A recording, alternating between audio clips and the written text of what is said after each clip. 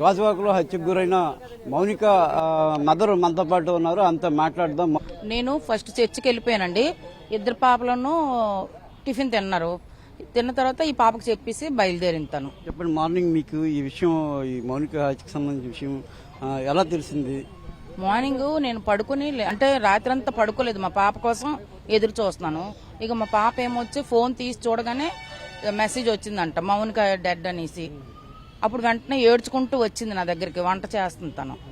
ఏడ్చుకుంటూ వచ్చి చెల్లి ఇలాగా అనేసి అనగానే అప్పుడు నేను ఏడ్చుకుని మా అబ్బాయికి చెప్పాను. అప్పటికే ఊపిరి ఆడటం లేదు, నాకు కాలు చేతులు సెవర్ అయిపోతుంది.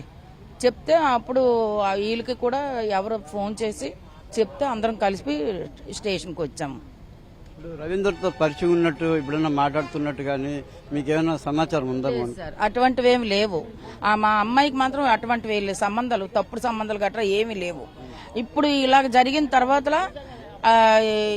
దేంట్లో ఆన్లైన్ లోనో ఎక్కడో ఏదో పరిచయం, యాప్లో పరిచయం అని చెప్తున్నారు, మాకు తెలియదు. అతని ఫోటో గాని అతని పేరు గాని అసలు ఏమి అటువంటివి వినలేదు.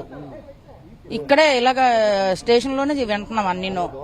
అలా వినలేదు. మేము ఇంటికి తన బోల్ డబ్బులు తెచ్చుకుంటది, ఎందుకంటే బ్యాంక్ లో చేస్తుంది, ఆ డబ్బులు వస్తాయి.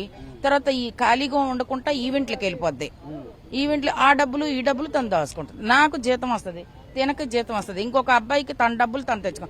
మా ఆయన కూడా టీచరే, అతనికి డబ్బులు వస్తాయి. ఎవరి డబ్బులు వాళ్ళకి వస్తాయి కాబట్టి ఒకరికొకరు అడుక్కోము.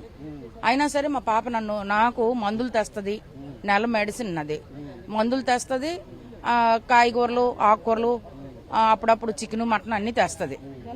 నిన్న కూడా చికెన్ తెచ్చి నేను చర్చికి వెళ్ళిపోయాను. చికెన్ తెచ్చి వాళ్ళ అక్కకి ఇచ్చేసి టిఫిన్ తినేసి వెళ్ళిందంట. సరే వచ్చేస్తుందని మేము ఎదురు చూస్తున్నాం. ఏమాత్రం ఛార్జింగ్ అయిపోయి ఉంటది అనుకుంటున్నాం. ఇంత 12 దాటిందంటే ఒకవేళ లేట్ అయిపోతే అక్కడ ఉండిపోయారేమో ఈవెంట్ లోని అనుకున్నాను. తెల్లవారితే 2 విధాలుగా ఆలోచించి ఊరుకున్నాం. మేము ఊరుకున్న తర్వాత ఉదయం తెల్లవారు 7:15-7:30 తెలిసిన తర్వాత పరిగెట్టుకుంటూ ఇక్కడికి వచ్చాం. న్యూస్ ఇప్పుడు ఈ డబ్బులకు సంబంధించి ఏదో అడుగుతుంది నన్ను, అందుకే చంపేశానని రవీంద్ర పోలీసులకు చెప్పాడని అంటున్నారు, పోలీసులు అంటున్నారు. మీరే అంటారు? లేదు సార్, డబ్బులా తన దగ్గరే బోల్ డబ్బులు, తను ఏం చేసుకుంటది? బోల్ డబ్బులు తన దగ్గరే. ఎవరికైనా అప్పు ఇచ్చే రకమే గానీ తన ఏమి ఒకరికి డబ్బులు అడగదు. నేను చెప్తున్నాను కదా సార్, ఎవరి మట్టుకాలు సంపాదించుకుంటున్నారు, ఎవరి ఖర్చులు వాళ్ళు తెచ్చుకుంటున్నారు. ఎవరిని ఏమీ అడగవసరం లేదు. మాకు కూడా నాకే మందులు తెస్తుంది, ఇంటి కూర ఖర్చులు అవి చేస్తుంది. నాకు కూడా డబ్బులు అడగదు, మా డబ్బులు మాకే సరిపోతున్నాయి సార్.